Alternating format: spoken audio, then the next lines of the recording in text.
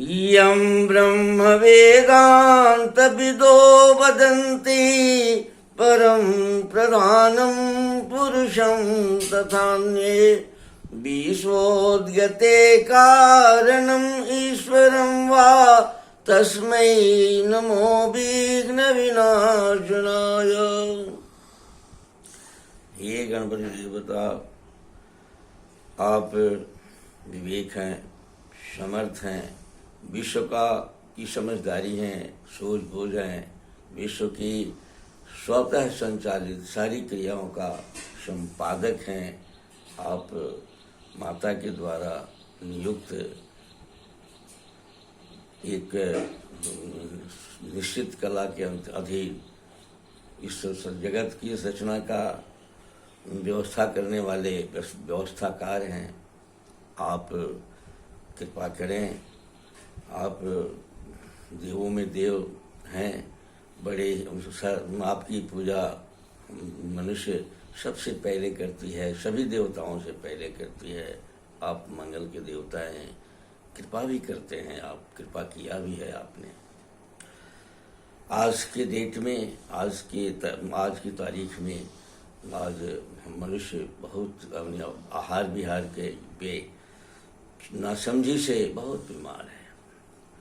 मन और तन दोनों की स्थिति आप नेचुरल नहीं है, प्राकृतिक नहीं है। ऐसी स्थिति में आप कृपा करें, थोड़ा सा आप ही की कृपा करने से ये स्थितियां सुधर जाएगी। प्रार्थना है आपसे। मैं श्याम बिहारी तिवारी वेद और आयुर्वेद का उपासक हूँ। इस कार्यक्रम के तहत मैं आपको सभ्यता के स्वीकृति काल में जो मनुष्य ने अनुबंध किया था, एक समझौता किया था, सामाजिक समझौता किया था, आरोपित मान्यताओं पर आरोपित समझौता किया था। उस समझौता के आधार पर जब समाज की रचना हुई, सभ्यता का विकास हमने शुरू किया, उस समय हमने संकल्प लिया था कि हमें प्रकृति सामने रहने के लिए आहार की एक अनुशासन का भी पालन करना होगा। हमको पालन करने के जो उस संकल्प को हम भूल गए और उसी संकल्प आयुर्वेद का विधान था। आयुर्वेद के विधान के अनुसार हमको आहार विहार का पालन करना था। आज विज्ञान की ऊंचाई, बहुत विशालता को हम महसूस करते हैं कि विज्ञान बहुत ऊंचा उठ गया है, हम बहुत ज्ञानी हो गए हैं, बहुत समझदार हो गए हैं। लेकिन हमारा टोटल कैपिटल जो है शरीर है, टोटल कैपिटल जो हमारा सूक्ष्म शरीर है, मन बुद्धि चित्त चेतन अहंकार है, इस पर हम समीक्षा करें, इसमें कमी आ गई है। ये हम पूरे के पूरे इस्तेमाल भी हमारा नहीं हो रहा है। हम मन के ऐसे ऊपर उठ के चल नहीं रहे हैं, मन के अधीन ही चल रहे हैं। इंद्रियां, मन, बस तन मन, इस नहीं से हमारी जीवन हो गई है। अब इसलिए इस कार्यक्रम को आपके सामने प्रस्तुत करते हैं कि आयुर्वेद जो आहार वही औषधि के सिद्धांत पर बना हुआ सिद्धांत है, प्रकृति साम्य शैली है इसकी। और अपने हार विहार में अगर थोड़ा सा ध्यान दे दीजिएगा, इस संदर्भ में कुछ जान लीजिएगा, तो आप स्वस्थता की ओर बढ़ जाएंगे। इस कार्यक्रम के अंतर्गत मैंने पिछले कड़ी में आपको बताया था कि अब रोग का कैसे हम समझेंगे, कोष की क्या विकृति है, कैसे हो जाती है, इस मैंने दोष और गुण में क्या हो जाता है, इस पर हम लोग चर्चा किए थे। जैसे अगली बार में बताया कि कलर, रंग हमारा प्रकृति की जो रंग है हमारा, जब वात पित्त कफ में परिवर्तन आती है तो प्रकृति के रंग में परिवर्तन आता है, जिसे हम लगभग 10-15% रोगों को समझ लेते हैं कि हमें क्या गड़बड़ी हो रही है। रंग के साथ हमको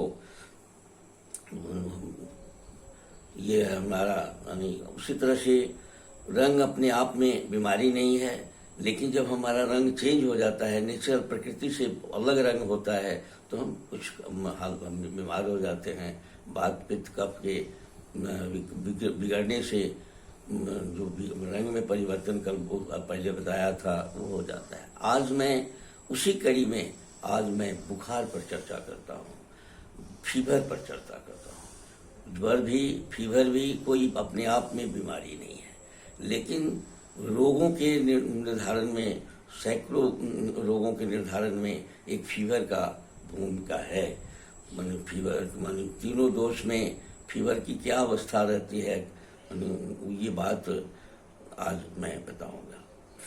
बात के जब हम बात प्रधान होते हैं, बात जब हमारा विकृत होता है तो हमारा फीवर कम रहता है। माने हम जब भी फीवर होगा, बहुत हाई फीवर नहीं होगा, 98, 99, 100 के अंदर में रहेगा, वो 101 भी हो सकता है, लेकिन फीवर नियंत्रित रहता है और कम रहता है। साथ ही एक समान नहीं रहता है, हमेशा प्रकृति के साथ सुबह कुछ, दोपहर कुछ, रात में कुछ, इस तरह से वो वैरी करता है, कंटिन्यूअस नहीं रहता है फीवर वायु के विकृति में।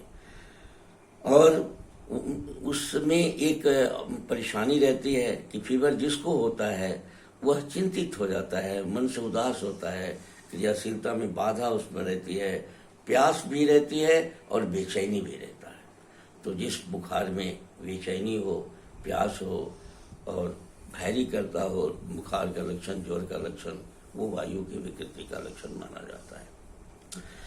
अब पित्त में भी बुखार है।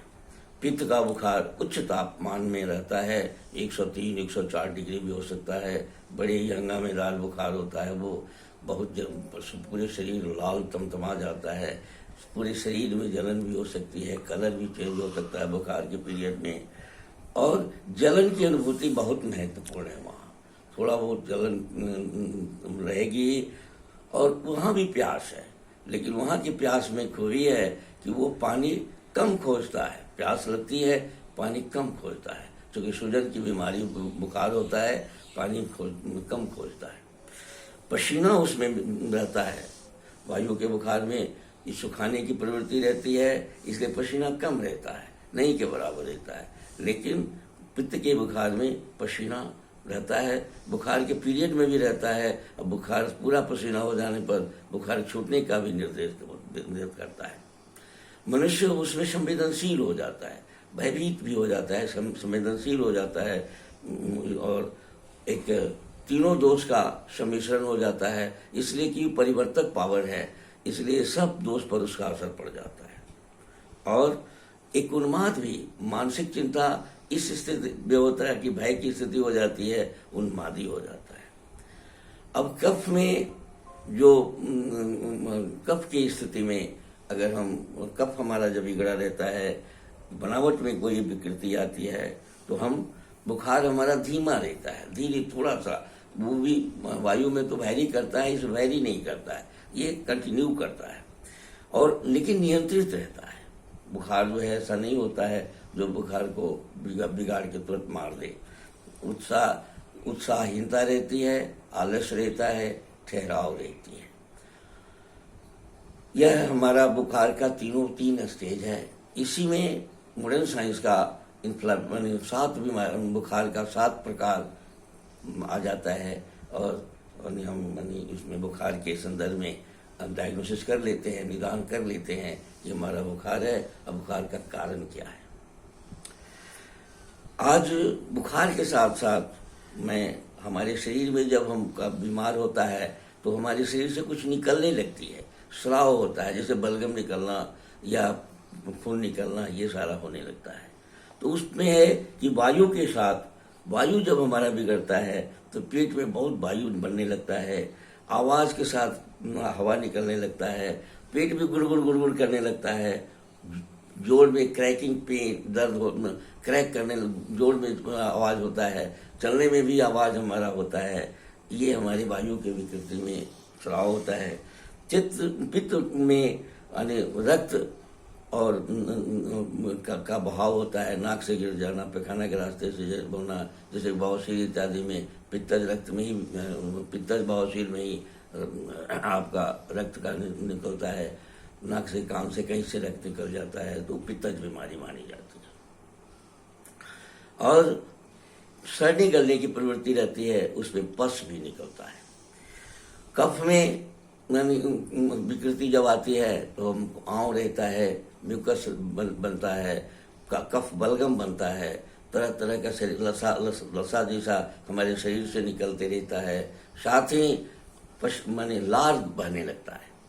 तो ये कफ के लक्षण में, कफ के जब बिगड़ता है तो ये स्थिति पैदा हो जाती है। सुस्ती तो रहती है, ये बात है। अब ये बात में आज मैं ये जो वायु और पित्त और कफ में स्राव और बुखार पर आज मैंने चर्चा किया। इसी तरह से बुखार और भी आगे ये क्रम लगभग कुछ दिन तक मैंने जान लेने से 25-26 को इस तरह से लक्षण हैं। इस जान लेने से पूरा समझ में आ जाएगा कि क्या बिगड़ता है और उसका शमन कैसे किया जाएगा। इस कार्यक्रम, आज का कार्यक्रम इन्हीं बातों से समाप्त करता हूँ और आपको इस कार्यक्रम को समर्पित करते हुए आपसे निवेदन करता हूँ कि आप इसे सुने, कोशिश करें समझने की और स्वस्थ रहने का चिंता करें। आहार विहार को थोड़ा सा ध्यान में रखें। आहार विहार से ही मनुष्य बनता है और उसी को नियंत्रित रखने से, उसी को ठीक रखने से स्वस्थ रहता है, बीमारी से मुक्ति भी मिल जाती है। धन्यवाद।